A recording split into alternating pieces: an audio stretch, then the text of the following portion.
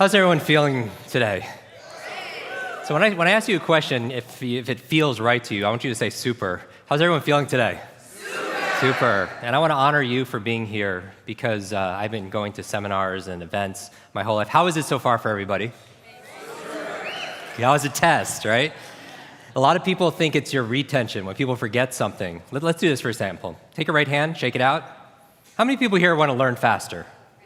How many people want to remember more? Yeah? Watch this. Make a fist. Now put it to your chin. Where's your chin, everybody? So the number one rule, the art of memory, the art of learning is the art of attention. The art of learning is the art of attention. And really, that's where observation, that's where presence comes in. And so I'm going to be sharing with you some of my favorite strategies and states to be able to learn any subject or skill faster. How many people like that idea? Now, in order to be able to do this, let me first start by acknowledging you for being here because I believe there's a success formula, and it takes two parts. It takes first showing up. 50% of success is just showing up. And I appreciate your ability to show up here today because most people aren't here. True or true? Right? I'll also ask questions that we know the answers to. True or true, right? And so we show up here, and most people don't show up. I think in life, you want to show up. Show up for your health, show up for your relationships, show up for your career, show up for your service. But just showing up, is that just going to get the job done? No, you have to what? Yeah, you play full out, right? You have to play full out. How many people here like to play? By the way, who are the fastest learners on the planet? Who?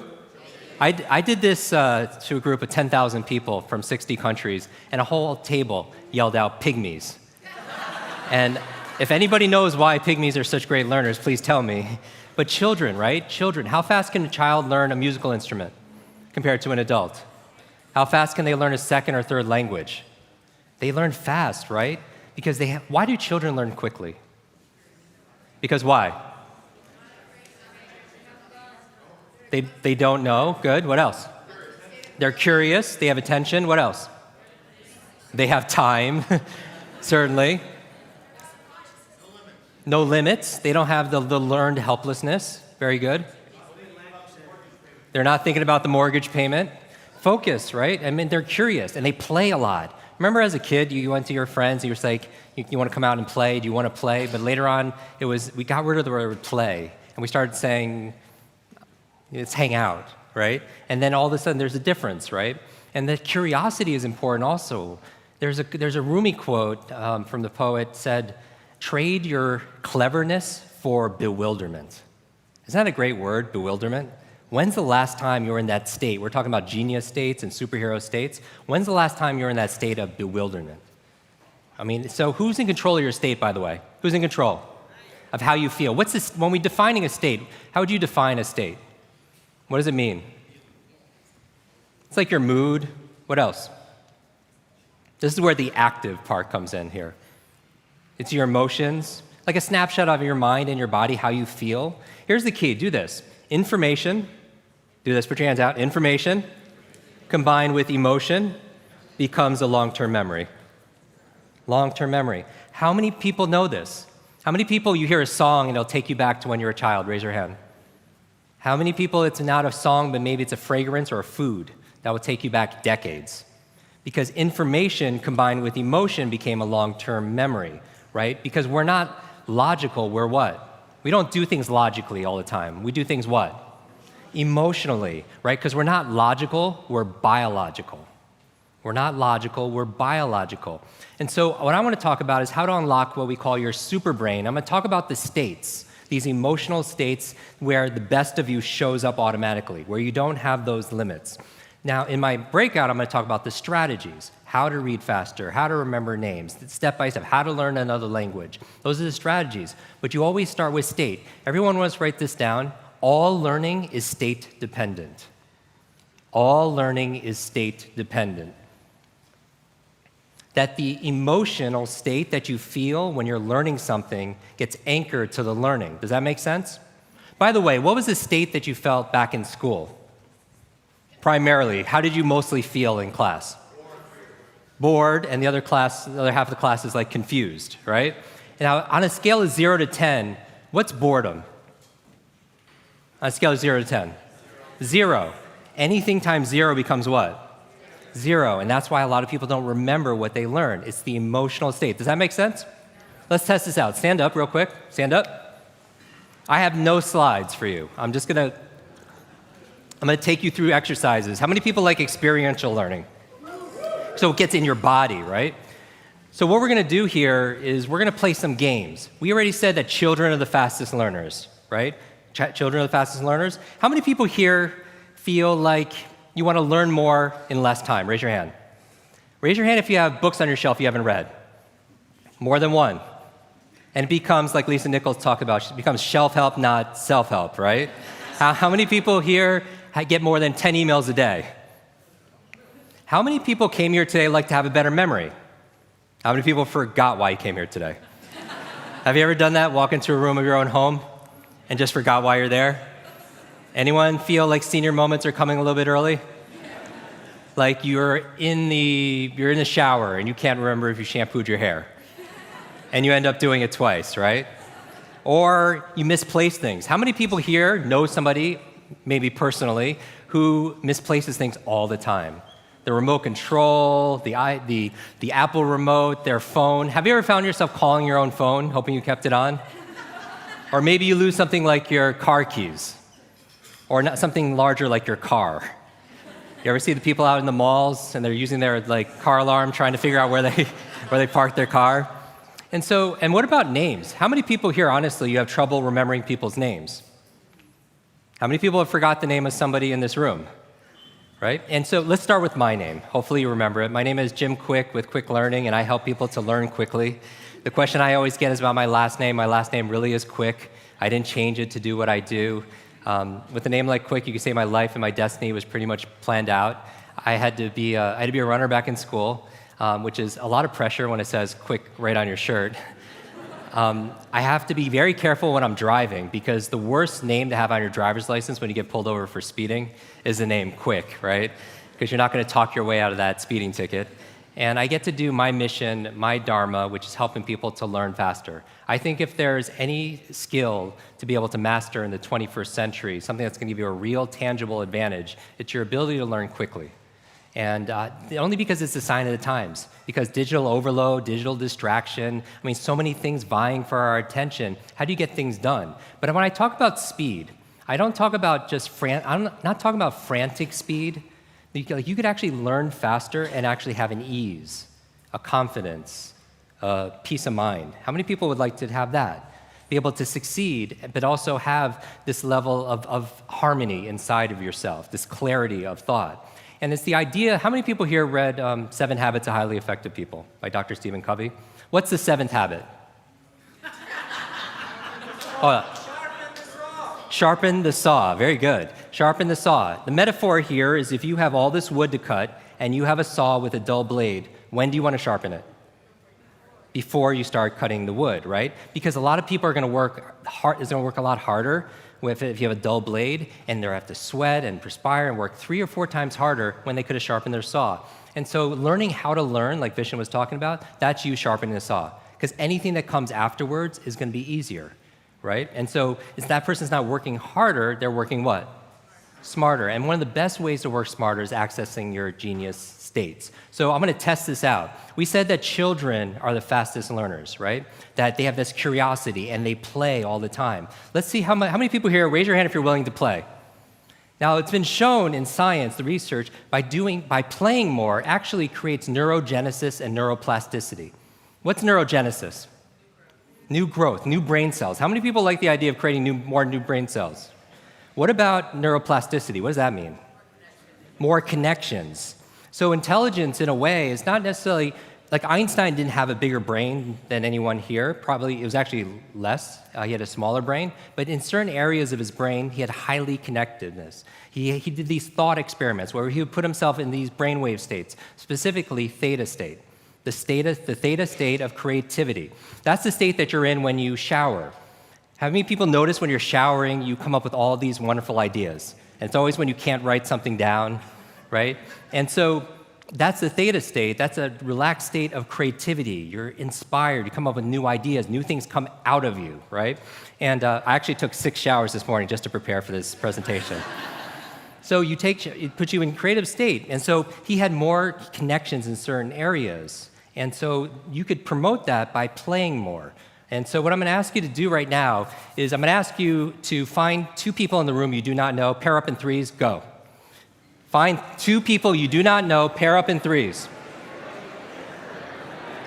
So we're going to go through a quick exercise, and basically what I want to do is we're going to talk about superheroes a lot. I grew up with learning challenges. Some of you know I had a brain injury when I was 5 years old, a head injury that left me with certain disabilities. Teachers would have to repeat themselves 3, 4, 5, 6 times, and then eventually I would just pretend I understood, but I didn't, most of the time did not understand. I had very bad focus issues. I had very bad memory. It took me an extra 3.5 years just to learn how to read. And I learned how to read by reading comic books, actually. Late at night, something about, any comic book fans here? Or superhero fans, geeks? Something about looking at the superheroes and good versus evil and the illustrations, the idea that one person can make a difference. How many people believe one person can make a difference, right? That they provide hope and they provide real help. And when I look here, I look at a room full of superheroes. Because I said, in the beginning, it's just showing up and then playing full out. And so what does a superhero do? What's the defining characteristics of a superhero? They have superpowers, right? And how many people have found their unique ability, their superpower? You're discovering it, right? Your unique talent, your unique strength, something that's unique to you. But then just having a superpower, does that make you a superhero? You have to use that power for what? For good, for some kind of purpose on top of that, right? And so I love sharing space and time with modern day superheroes. But there are also some modern day supervillains, right? These ideas of these phenomena of like digital overload. How many people feel like when you're learning something, it feels like you're taking a sip of water out of a fire hose? Raise your hand, right? And not just that, it has an effect on our health also, right? They call it information fatigue syndrome. Information fatigue syndrome, because everything is a syndrome, right? So higher blood pressure, compression of leisure time, more sleeplessness, or even if you have a little bit of free time, you can't even enjoy it because your mind's still multitasking. And also, not just the supervillain of digital overload, but digital distraction. How many people feel like your mind is so distracted and you can't focus on just one thing anymore? Raise your hand. And this is a challenge. That takes away from your ability to be present, your ability to be able to get things done, your ability to be able to be profitable. And I don't just mean financially profitable. That's obvious, right? We live in an age where it's not your muscle power, it's more your mind power. It's not your brute strength, it's your brain strength, right? And so the faster you can learn, certainly the faster you can earn, but not just financially, in all the areas of your life, all the treasures of your life, your health, your relationships, your career. So what we're going to do is this exercise of play, and then we're going to start with this state, this childhood state of curiosity and wonder. And you're going to meet your individuals, the people your new friends. And I want you to decide right now, who's Batman, who's Superman, and who's Wonder Woman. Go. So who's Batman, who's okay, Batman, raise your hand. All the Batmans, raise your hand. Very good. What about Superman? Raise your hand. And where are Wonder Women? There you go. Remember, information combined with emotion becomes a long-term memory, right? And by the way, who's in charge of your emotional states? I am? Who's in control? You are, right? I remember recently I got to introduce 2 of my modern-day superheroes. It was Richard Branson and Stan Lee. Like, who's not Stanley, but Stan Lee? Who's Stan Lee? Yeah, the co-creator of Spider-Man and X-Men and Avengers and Fantastic Four. And we're going to dinner. I remember asking Stan, I was like, I have to know, you've created all these incredible superheroes. Who's your favorite? And he looks at me without a blink. He's like, Iron Man. I'm like, that's awesome. And then he's like, Jim, who's your favorite superhero? And he had this Spider-Man tie, so I was like, Spider-Man. And without a pause, he says, with great power comes... And how do we all know that, right? It's like in our DNA, right? So we're going on this superheroes journey together here at A-Fest, and I'm thinking about it. I'm like, and I grew up with these challenges, and I have, dyslexia, and I flip things around in my mind, and part of my issues growing up. And I flipped it in my mind. I was like, with great power comes great responsibility. When you're in a position of power, you have great responsibility to wield that power well. And the opposite is also true. With great responsibility comes great power, right? When you take responsibility for something, you have great power to what? To change things, to transform things, to make things better. And a lot of times, how many entrepreneurs are in the room? Raise your hand. Wow, 80% of the room. A lot of times, based on your values, entrepreneurs value things like freedom. They want to be able to do what they want, when they want, whenever they want, wherever they want. Raise your hand if that's you. And sometimes it's hard, as entrepreneurs, to get yourself to do the things that you need to do. How many people also resonate with that you procrastinate? Like, why would you why would you delay things that are important that will help you to reach your goals? And you wonder why that is. I would introduce to you, going back to state and strategy, that those two components is probably 80% of it. Because most people who procrastinate they're in a state of procrastination. That's the feeling, right? Or they have a poor strategy for executing things, getting things done. And you're like, Jim, where's this exercise? Why am I standing the whole time? Does your physiology affect your psychology? Yes or yes? Because one of the best ways of changing your state is by moving your body, right? Because as your body moves, your brain grooves. As your body moves, your brain grooves. You create more neurogenesis, neuroplasticity. Actually, you know what supports it? Novelty. What helps you make more of these connections is novelty and nutrition, just like your body, right? You want to build a physical muscle, you give it what? You work it out, you give it exercise, you give it stimulus, novelty, and then you feed that muscle with nutrition. Same thing with your mental muscles. And so what I want to introduce to you is ways of getting into these states and then strategies in the breakout that help you to specifically build these mental muscles. So you have more mental strength. Just like physically, you want to be stronger, you want to be faster, you want to be more agile. You could be that mentally also. Stronger, more agile, more focused also. So what we're going to do here is talking about states. What are the highest level states? Peace. Very good. What else? Love. What else? Gratitude. What else? Joy, compassion.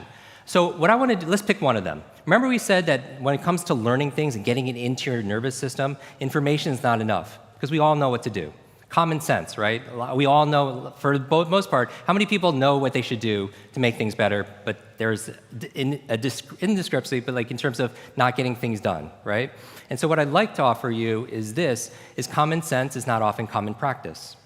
Right? So how do we get aligned with this? So let's talk about joy and introducing more joy in the room and throughout the entire event. How do you spread joy? If you wanted to spread joy right now in this room, what would your strategy be? What's one thing you could do? Be joyful. What else? Okay, massage somebody. What else? Hugs, good. Kisses, right? High fives, right? Good. So what I want you to do now is I want Wonder Woman to be in charge, okay? Wonder Woman, raise your hand, Wonder Woman. You are the CEO of the group. You are the CEO of the group.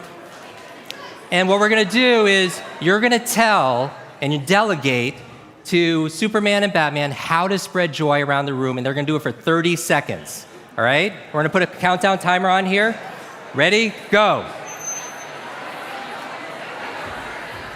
Information combined with emotion becomes a long-term memory, right? The state that you learn something in, the mood and the feelings that you learn something in gets attached to what you want to learn. Also, it's going to motivate you to use it more often. If you learn, because here's the thing, learning is not a spectator sport. Learning is not a spectator sport. I'm going to give you 6 keys to learn anything faster. You can write these down. I want you to remember, be fast. Be fast. 6 keys to learn any subject or skill faster. Now, I want you to think about, if you could learn any subject or skill faster, what would it be? Outside of learning how to learn, because that's kind of that's what, after learning how to learn, what subject? What are you interested in? Say it out loud. Languages, very good. What else? Computer science, good. What else? Good. I mean, so whether it's martial arts or it's Mandarin, whether it's music or marketing, there are subjects that we're interested in, right? And we live in this expert economy, and we want to be knowledgeable about things, because knowledge is not only power, knowledge is profit, right? And so how do you access those things? So I want you to remember, be fast, and just 6 quick tips on how to just sensitize you. Now, every single one of these things you're going to understand because you're studied. And me, as your super brain coach, if you will, I want to be your personal trainer for your brain. for your mind. I want to make it faster, sharper. And not everything I'm going to say is going to be something that's brand new. But if I maybe say it in a different way and you control your state, because going back to Stan, when I said responsibility, with great responsibility comes great power. The most important thing to be responsible for is how you feel. Does that make sense? And who controls how you feel? How many people are feeling pretty good right now? Yeah, and notice that these kind of things, it's, you know why? Metaphorically, I look at you more like a thermostat than a thermometer. Is there a difference between a thermometer and thermostat? Yes or yes? A thermometer does what? What does a thermometer do? What's the function? Yeah, it takes the temp. It reflects and it reacts to the environment. Is that true? It just reacts to the environment. And we are sometimes, we're thermometers. We react to the weather, if we're honest, the economy, to politics. We react to how people treat us sometimes. But is there a gap between how someone stimulates us and how we respond? Do we have choice? Yes or yes? The difference between a thermometer and a thermostat, though, is a thermometer reacts to the environment. What does the thermostat do, though?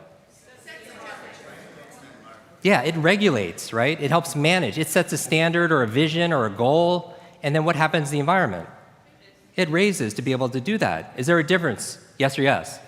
And so that's where we're going back to responsibility. When we're talking about being responsible, the ability to be able to respond is how you feel about things, and also how you focus on things. So the B in Be Fast stands for believe. Because if you believe you can or believe you can't, either way, what? You're right. Who said that? Henry Ford said that, right? If you believe you can or believe you can't, either way, you're right. Let me show you what a belief is. Stand up real quick. Stand up. You're like, oh, you're one of those teachers. I'm telling you, it's in your body. You have so much intelligence in your body right now. I'll prove it to you. Jump up and down a little bit, and make a little space from the person next to you if you can. So if you went like this, you're ideally not going to take anyone's eye out or anything like that. Okay. Now, stop bouncing. I love the energy, though. Notice where your feet are. I want you to keep your feet stationary the entire time. And what I want you to do is with your right hand, just point forward with your right hand. Your other right hand, sir. Sorry. I know. All right, forward with your right hand. And what I want you to do is without moving your feet, just turn to your right, clockwise, as far as you could go, and notice where you're pointing as you take your neighbor's eye out. Notice how far you could go. Notice where you're pointing. Notice the exact spot. Come back center. Now put your arms down. Now I'm going to take you through a really quick visualization exercise. So take a deep breath. Exhale. And close your eyes. Put your arms by your side, out of your pockets, by your side, and breathe normally. And with your eyes closed, we're going to play a game. I want you just imagine that you're raising your arm again, but this time imagine you're turning twice as far, 2 times as far. Like you're getting a good stretch. It's pleasant. Feel that in your body.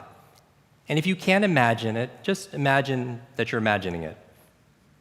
And then again, raise your arm, point forward. And this time, no, with your eyes closed, just imagine, just in your mind, see and feel yourself turning 3 times as far. Just feel it in your body with your arms by your side. Just imagine turning around 3 times. And then one more time with a smile on your face, thinking, what does this have to do with learning faster? See and feel yourself turning 4 times around in your body. See and feel yourself turning 4 times around like you're Gumby, like you're made out of rubber. Great stretch. All right, open your eyes. Now, raise your arm again, point forward with your right hand. And now turn to your right now, as far as you can now go. Wow. Raise your hand or make some noise if you went further a second time. Have a seat. Now, some of you went further. Some of you went 25% further. Some of you went 50% further. Yes? Raise your hand if you went further a second time. Now, here's the magic question, right? That I'm going to ask you even before I ask it. Were you physically capable of turning that far the first time? Yes. Like nobody took a yoga class and my eyes were closed, right? You're physically capable of it. Where was the block or the limitation, if there was one? Where was it? In your mind, right? In your mind. And you're like, Jim, I didn't have a belief on how far I could turn. How many beliefs do you think we have? Millions and zillions of beliefs, right? Because here's what you want to write down. All behavior is belief-driven. All behavior is belief what? Some of you went 25, 50% further with no anything. Remember Vishen was talking about how it's not working hard, but it's when you're in a certain state of mind, you could just go further and it's effortless. How many people have experienced this state of flow before? That state of flow where you lose track of time, where your attention is right there and you're in the moment. And it's the level of challenge is really matching your level of capabilities, and you're stretching yourself and you're in that zone, right? Like that athletes talk about, that Stephen Kotler talks about in The Rise of Superman and Stealing Fire and so on. How many people are familiar with Steve's work, by the way? I'm just curious as context. Okay, so how do you get into those states? One of the ways is just believing that you can. Because if you believe you can or believe you can, either way you're right, because all behavior is belief-driven. Some of you went 25, 50% or more. What if you could go 25, 50% more in your business? That effortless. What if you could go 25, 50% even more in your body or in your relationship? Did you work harder the second time? When you turned the second time, yes or no? No, because it's a state, right? So behavior, so belief. Let me give you an example. I'm going to play this game with you. We're going to do this together collectively. I need some mic runners here, please. There's a couple mic runners. How many people here talking about memory? Because memory, forgetting is a state. When it comes to learning, let me give you a distinction here. A lot of people say, oh, I have a bad memory, right? They always say, I have memory, or I have focus, or I don't have focus, or I have creativity, I don't have creativity. I want you to scrap that. Creativity is not something you have, it's something you do. Focus is not something you have, focus is something you do. Energy is not something you have or don't have, it's something you do. Memory is not something you have, it's something you do. And what's the benefit of turning it into a do, as opposed to something you have? What's the benefit? You have control over it, because you could put it into a process. It becomes a strategy, because there's a strategy for reading faster. There's a strategy for remembering names. There's a strategy for having focus. And it's a verb, not a noun, right? And so the goal here when we're talking about this, memory, for example, a lot of people believe, here, let me shake this up a little bit. There's no such thing as a good or bad memory. There is no such thing as a good or bad memory. There's just a trained memory and an untrained memory. Does that make sense? Now, here's the thing. I grew up with these learning challenges. I had all these difficulties all through school, all through elementary, middle school, junior high, high school. I had all of these challenges. At the age of 9, I remember a teacher looking at me thinking I wasn't either smart enough to understand what she was saying or wasn't paying attention. She was talking to another adult, and she said, "That's the boy with the broken brain." And I was like, at 9 years old, right? And so those kind of identity issues, those beliefs, does that make a difference?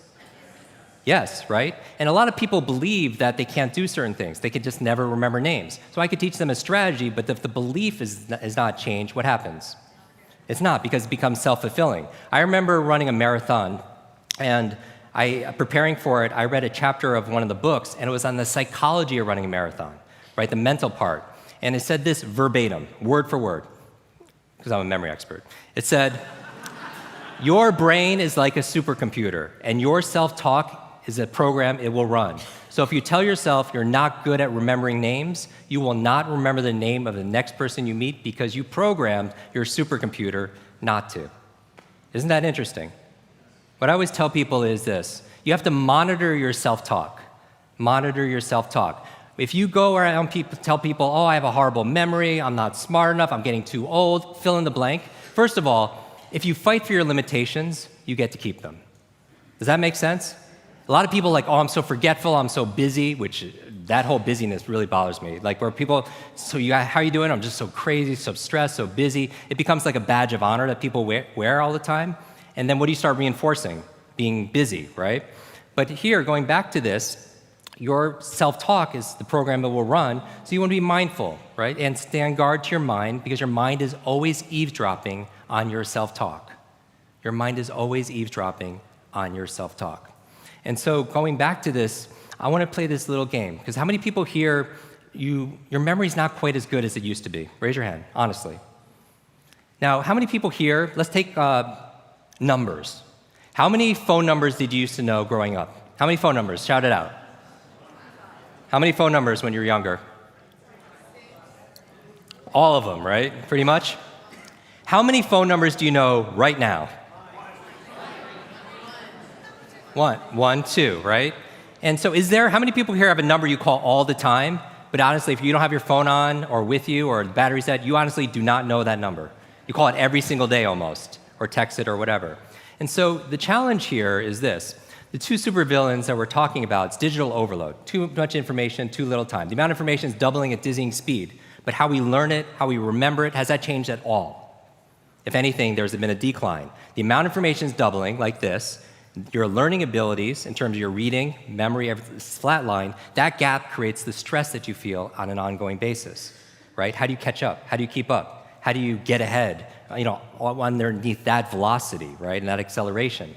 The other thing that I talk about supervillains, not just digital overload, because we're going to talk about that in the breakout, is digital distraction.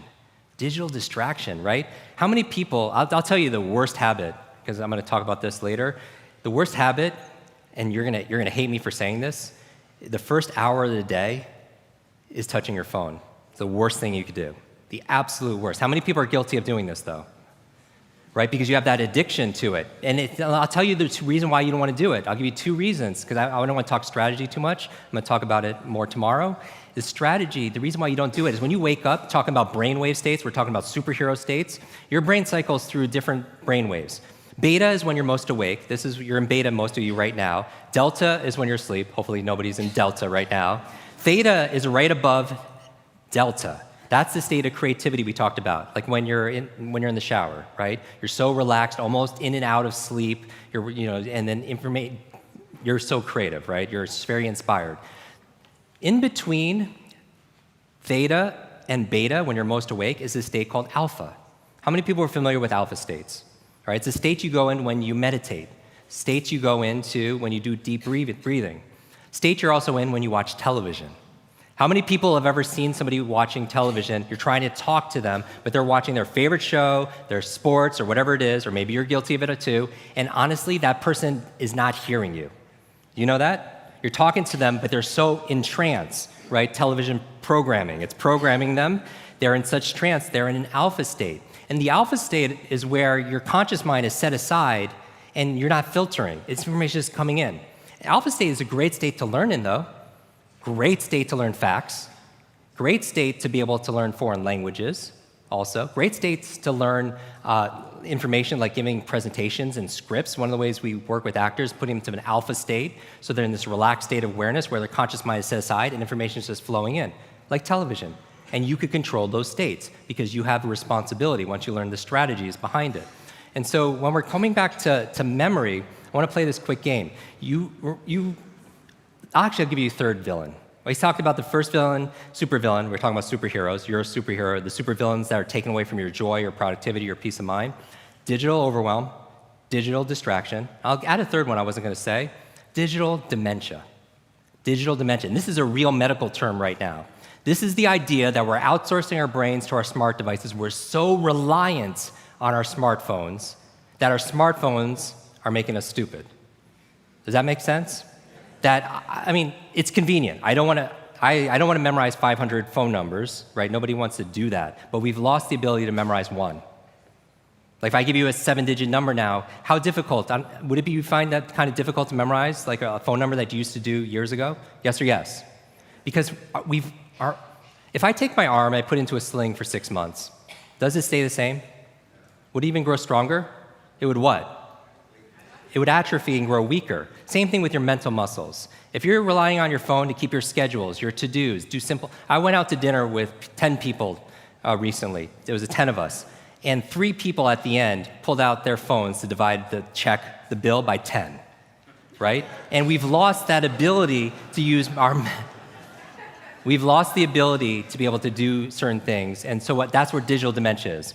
I was talking to Dr. Daniel Amen, who wrote Change Your Brain, Change Your Life, right? Raised $40 million on public broadcast. He was saying, yeah, digital dementia. Here, I got something for you, Jim. He's like, GPS, relying on GPS, a third-party piece of technology to tell you when and where to turn, when you would normally know that or not know it, is actually people aren't going to the doctors to get checked out when they would have memory lapses if they didn't see that on GPS. Like if they didn't have the GPS, they would have memory lapses and they would go get checked out, and we're not getting that early detection on it just because of that. So how do you keep your brain active? So smart devices could be extremely convenient, but they could be crippling also. So it could be a balance.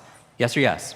All right, so we lost the ability to memorize a number, but I want to try to memorize a group number together today. Let's try to do it. Let's try to reawaken that memory. And everything I talk about, everyone asks like, oh, I have such a horrible memory. Can you improve my memory? When somebody says, I want a better memory, can you help me with my memory? For me, it's equivalent as a memory coach, somebody saying, oh, I just wish I was better at sports, right? I want to know what sport specifically so that I can apply it, because there's different memory techniques for remembering names or languages or giving speeches without notes or facts, figures, numbers. But let's talk about numbers, because this will be a great mental exercise. Let's go around and just raise your hand, and let's give a group number, one number we create together as a group for all of us to try to memorize. And notice what I want you to do is, I believe one of the most important things to be able to get good at is self-awareness. I ultimately think the expert is not the person on stage. Who's the expert? You are, right? You are the expert on you. And what I think is, in terms of, I think self-coaching and self-knowledge is really most of it, And so I think you can learn, I know you can learn better by looking at yourself and seeing what works for you. Does that make sense? And so let's see how we go about remembering things now. Let's raise your hand and just let's come up with, let's try to remember a string of numbers, maybe 10 or 20 numbers. And we'll do the best we can. You can write them down, and then let's see if we can memorize them together. So raise your hand. Let's do them at 2 at a time. So instead of saying 1, 7, just say 17. And then just 2-digit number. 88. 88. So everyone writes 88, right? We got the game here? We're going to keep on going until we get to a threshold and we see if we can memorize these numbers. Yes? 54. 54. I'll repeat it so you guys hear it also as well. 54. 35. 35. Very good. 35. 21. 20. I'm sorry? 21. 21. If we're having trouble coming up with numbers, I have to take this in a totally different direction. 99. What's that? 99. 99. Bingo. 99. By the way, how many have we had so far, single digits? Just give it 10. Does everybody 11. have 10? I want to make sure we're all on the same page here. All right. Something over here? 66. 11. Okay, 11. 66. 66. 11 and 66. 23. Raise your hand so 23. I can see. 23. Number 23. Okay. Quick. 13. I'm sorry? 13. 13. How many? It's a lot of numbers, right? 77. Hold on 1 second. So it's 13. Let's count 13 after that also as well. What's that? 77. 77. How many numbers is that, by the way? 20? Are we doing pretty good? How many do you remember so far, do you think? Let's do a few more. Let's do a few more for the heck of it. Go ahead. I'm sorry? 38 or 39? Let's go with 39. 39. And before that was 77, is that true? Yes. Very good, we're on the same page. 39. Let's do a couple more. Yeah, here? 42. 42, good, 42. Let's do three more. 06. 06. Got 2 more, quick. 13. 13. Did we do 13 already? That's okay, let's do it again. 13 is great. And then last one?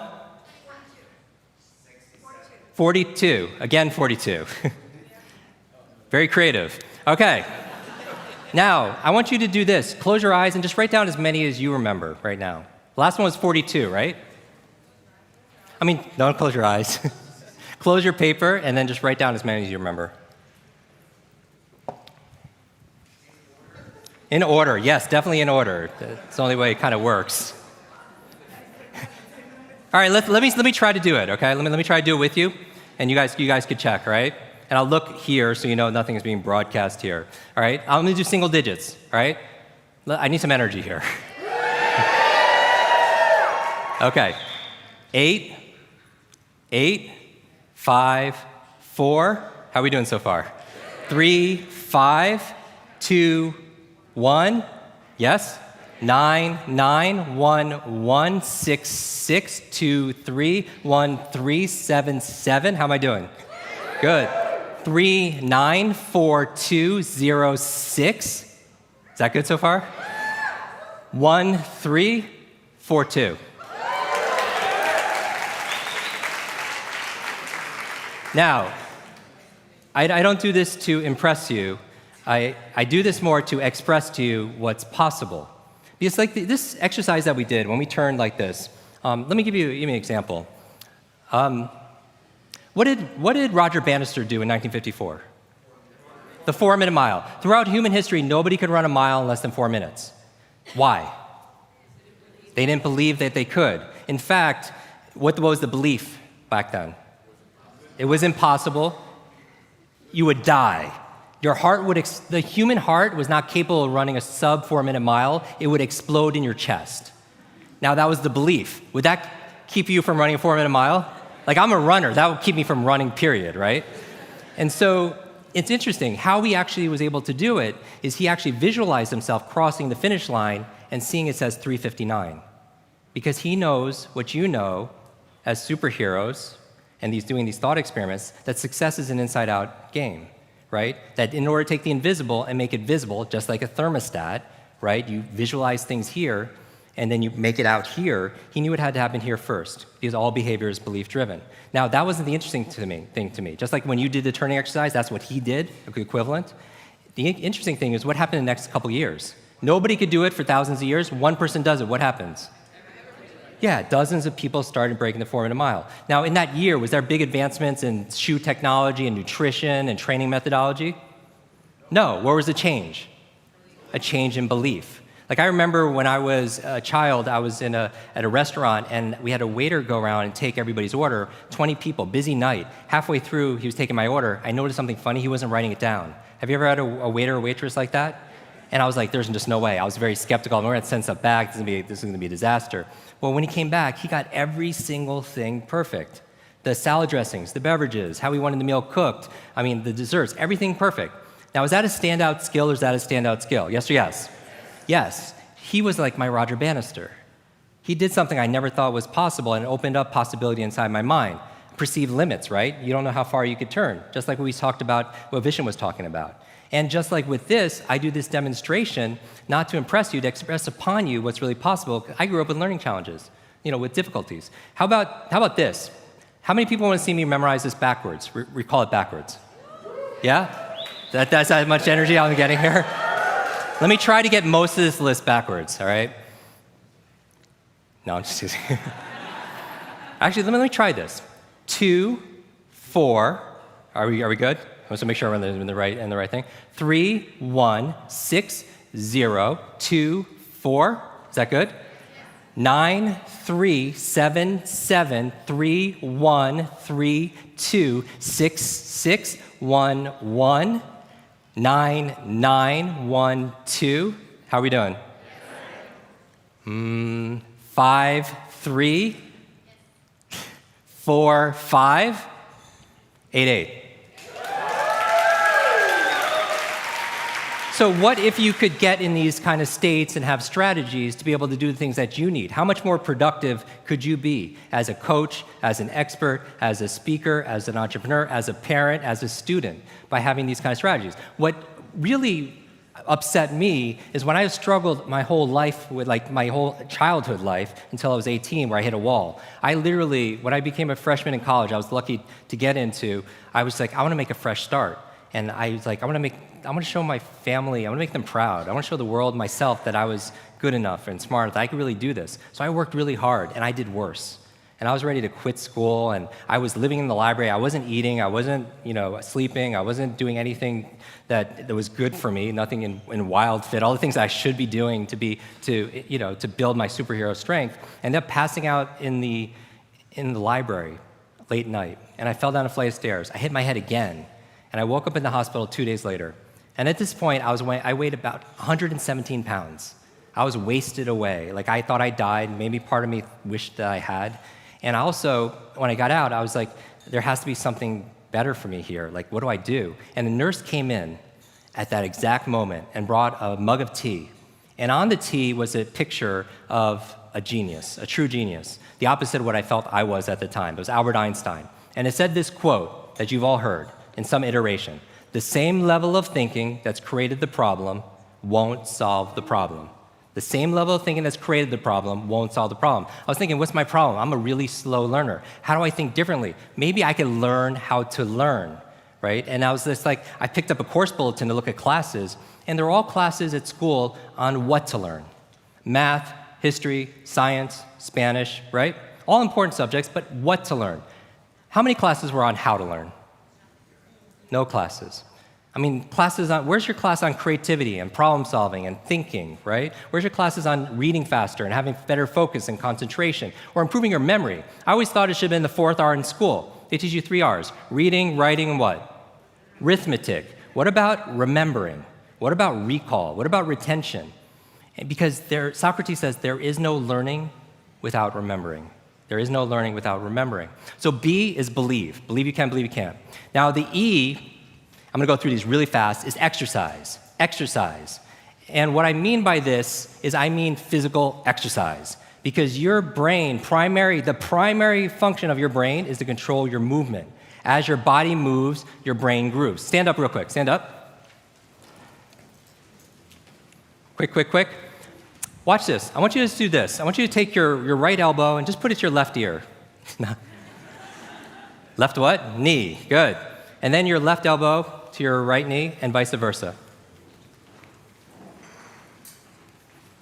Or if you can't reach that far, just tap. These are cross laterals, right? I want you to do this. Take your left hand and just massage your right earlobe. And then your right hand and massage your left earlobe. And squat down. Inhale. Exhale, come up. Go down. Inhale. Exhale, come up. One more time. Inhale. Exhale, come up. Shake out your body. All right, have a seat. They call that super brain yoga, right? How many people are familiar with educational kinesiology, brain gym, super brain yoga? So as your body moves, your brain grooves, that's exercise. So if you want to change your state, exercise and movement is key. I'm going to go through the rest really fast. The F-A-S-T. If you want to learn any subject or skill faster, the F is to forget. Forget. And what do I mean by that? A lot of people don't learn faster because they feel like they know it already. Going back to chronological age, but it's not chronological age, it's really the age of your mind and your heart. A lot of people don't learn because they haven't emptied their cup. Does that make sense? That you hear all these cliches, but there's truth in every cliche, that your mind is like a parachute, it only works when it's what? It's open. So this is the beginner's mind, right? So you want to forget about anything else than what you're learning here, temporarily. The A in fast, so that's the curiosity state, right? The A in fast stands for active, active. And the reason why I have you get up and shout out and do all these things is not for me.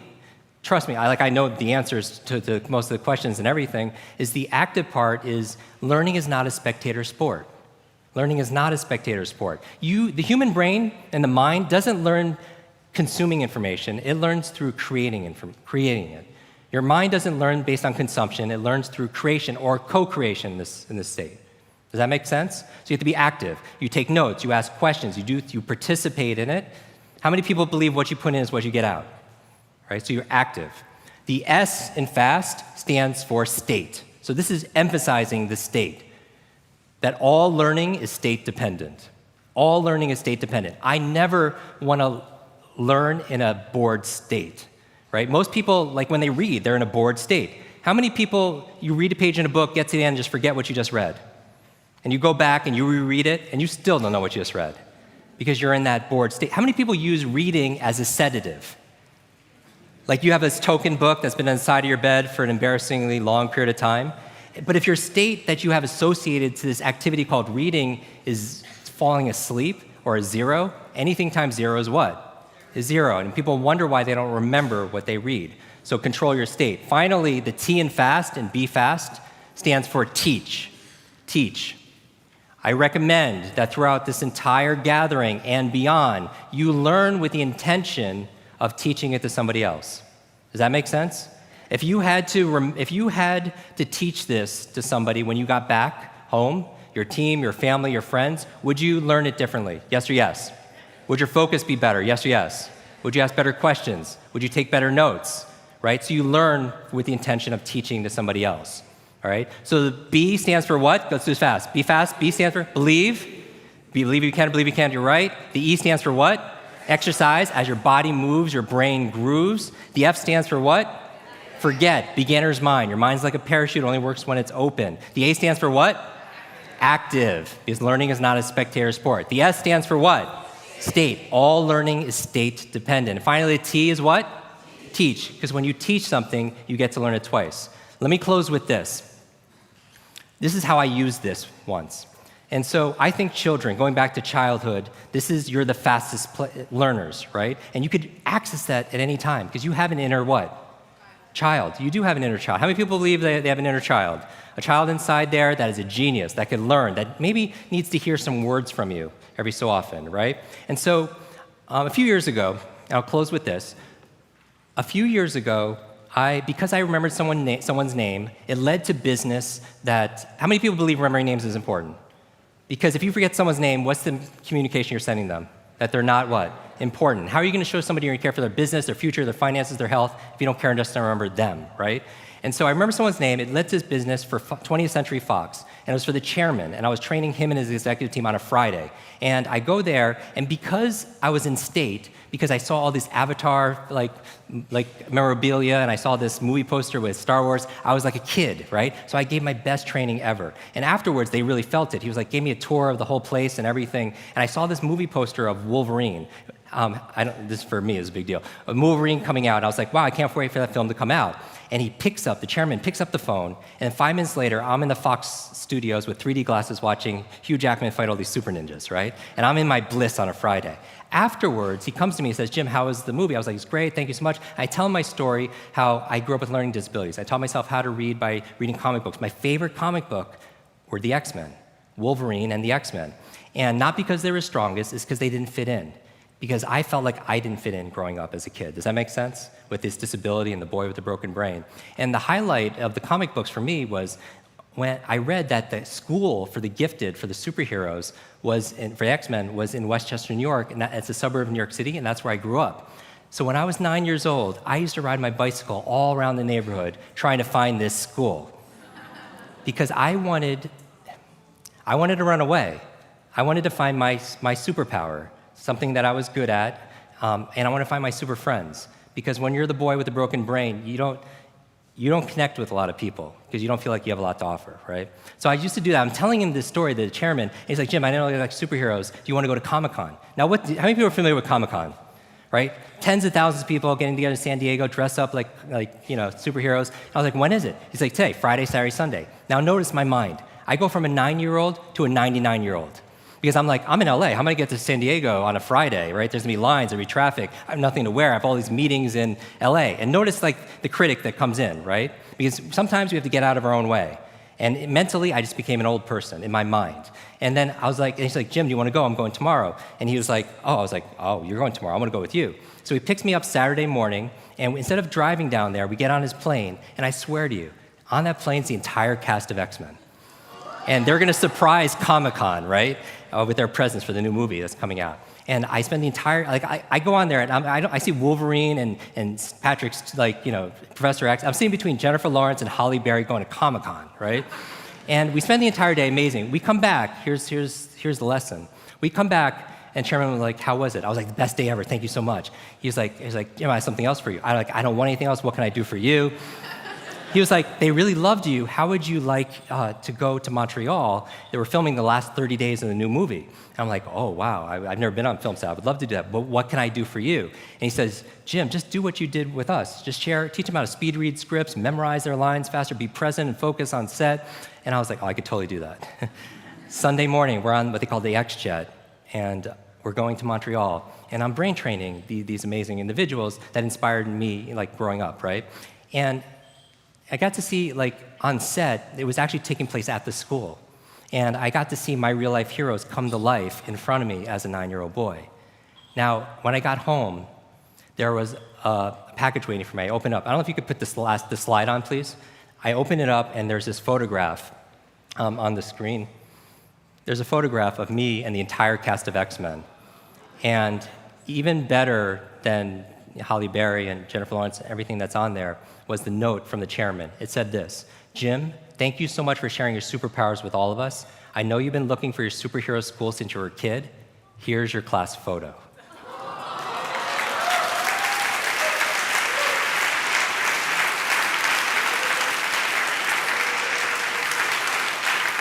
The lesson that everyone gets different lessons out of this. For me, is me being in that childhood vulnerable state that allowed something like that to happen. And what I would leave for you is this homework. Is it okay if I give you some homework? Is this movie was called Days of Future Past. It takes place in the future, and there's Armageddon. I mean, it's the most dreaded future you could ever imagine.